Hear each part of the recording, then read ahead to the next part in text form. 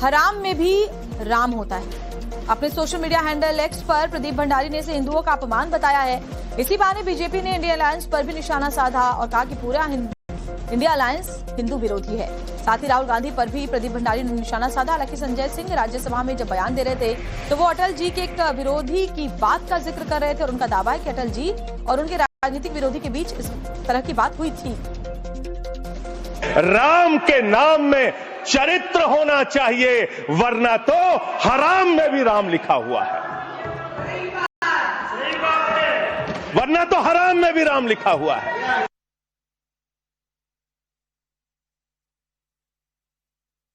धन्यवाद मान्यवर। देखिए, राम हमारी संस्कृति के रोम रोम में है। राम हमारी संस्कृति का पार्ट है।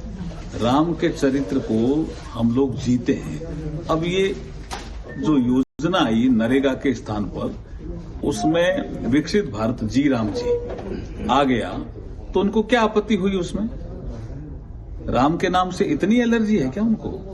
देखिए, इस योजना में अमेंडमेंट इसलिए किया गया कि जनता भी चाह रही थी, ग्रामीण जनता चाह रही थी, विशेष करके हमारे जनप्रतिनिधि हैं ग्रामीण क्षेत्रों में, वो भी चाह रहे थे कि इस योजना में अमेंडमेंट होना चाहिए, क्योंकि टेक्नोलॉजी इतनी डेवलप हो गई है कि टेक्नोलॉजी के माध्यम से हम भ्रष्टाचार को रोक सकते हैं। ऐसा उनके यहां से डिमांड थी, तो ये इसमें टेक्नोलॉजी का भी यूज किया गया है। और अगर हम डिजिटल चीजों का यूज करेंगे तो भ्रष्टाचार भी रुकेगा। हमको प्रोविजन देखना चाहिए और इस तरह से भारतीय संस्कृति पे चोट नहीं करनी चाहिए। पश्चिम बंगाल में नई बाबरी मस्जिद बनाने का सपना दिखाकर अपना कद ममता बनर्जी से बड़ा बनाने की चाह। हराम में भी राम होता है। अपने सोशल मीडिया हैंडल एक्स पर प्रदीप भंडारी ने इसे हिंदुओं का अपमान बताया है।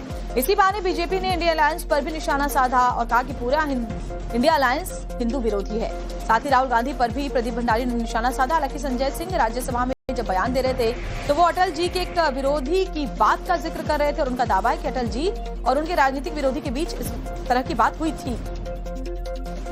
राम के नाम में चरित्र होना चाहिए, वरना तो हराम में भी राम लिखा हुआ है।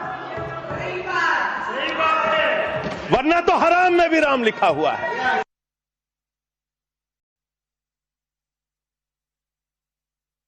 धन्यवाद मान्यवर। देखिए, राम हमारी संस्कृति के रोम रोम में है। राम हमारी संस्कृति का पार्ट है। राम के चरित्र को हम लोग जीते हैं। अब ये जो योजना आई नरेगा के स्थान पर, उसमें विकसित भारत जी राम जी आ गया, तो उनको क्या आपत्ति हुई उसमें? राम के नाम से इतनी एलर्जी है क्या उनको? देखिए, इस योजना में अमेंडमेंट इसलिए किया गया कि जनता भी चाह रही थी, ग्रामीण जनता चाह रही थी, विशेष करके हमारे जनप्रतिनिधि हैं ग्रामीण क्षेत्रों में, वो भी चाह रहे थे कि इस योजना में अमेंडमेंट होना चाहिए, क्योंकि टेक्नोलॉजी इतनी डेवलप हो गई है कि टेक्नोलॉजी के माध्यम से हम भ्रष्टाचार को रोक सकते हैं। ऐसा उनके यहां से डिमांड थी, तो ये इसमें टेक्नोलॉजी का भी यूज किया गया है। और अगर हम डिजिटल चीजों का यूज करेंगे तो भ्रष्टाचार भी रुकेगा। हमको प्रोविजन देखना चाहिए और इस तरह से भारतीय संस्कृति पे चोट नहीं करनी चाहिए।